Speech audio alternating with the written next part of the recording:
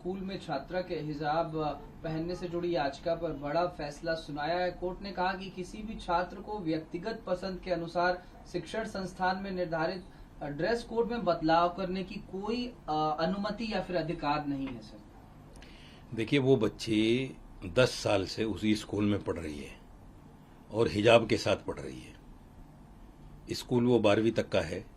11वीं में जब वो एडमिशन लेने आई तो उसको कहा गया कि हिजाब नहीं चलेगा, और स्कूल वालों ने भी कोर्ट के सामने सिर्फ इतना कहा कि ये हमारी लापरवाही थी, और कोर्ट ने छोड़ दिया उनको। सवाल ये है कि जो 10 साल तक लापरवाही थी वो फिर 11वीं में आके उसकी परवाह कैसे बन गई। यानी स्कूल भी ये चाहता था कि ये धार्मिक एंगल आए, और कोर्ट भी इस पर धार्मिक एंगल से फैसला देना चाहता था, इसलिए उसका फैसला दे दिया गया। हालांकि मैं समझता हूं कि जो सिख धर्म के बच्चे भी पगड़ी पहनकर आते हैं, उन पर कोई किसी तरह की पाबंदी नहीं है।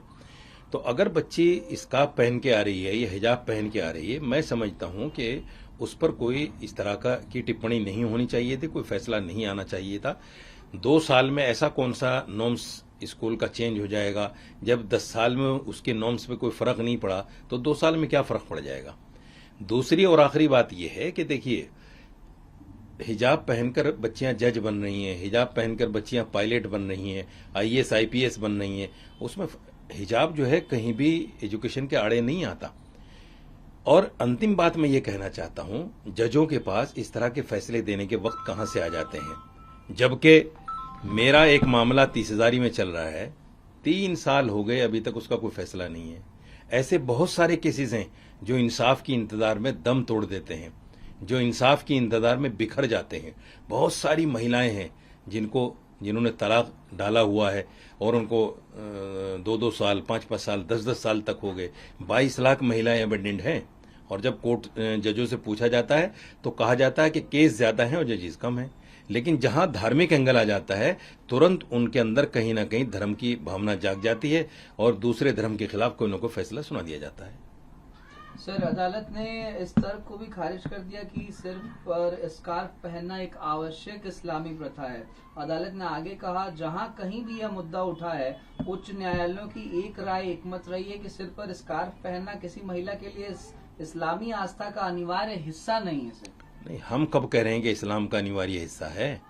लेकिन रिलीजन फ्रीडम, खुद आदमी की अपनी अभिव्यक्ति की आजादी, ये दो अधिकार जब संविधान में मिले हुए हैं तो उसमें रिलीजन कहां से आ गया? जब मेरी अपनी आजादी है, अगर हम किसी लड़की को बाहर बाजार में, रोड पे कहीं घूमते हुए देखते हैं और कहते हैं भाई ये लिबास अच्छा नहीं है, ये कपड़े अच्छे नहीं है, तो क्या कहा जाता है कि उसकी अपनी स्वतंत्रता है, उसकी अपनी आजादी है, कुछ भी पहने। तो यहां जब लड़की अपनी आजादी मांग रही है तो उसको आजादी क्यों नहीं दी जा रही है? ये तो एक बहुत बड़ा सवाल है ना।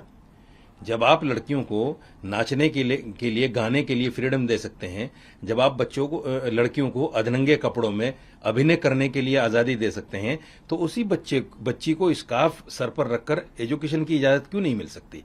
ये कहीं ना कहीं इस्लामोफोबिया है, धर्म को टारगेट करना है, और कहीं ना कहीं मुसलमानों को नीचा दिखाने वाला, और इसमें खाली TRP लेने वाली बात है और कुछ भी नहीं है। बहुत शुक्रिया सर, ये नई से बातचीत करने के लिए।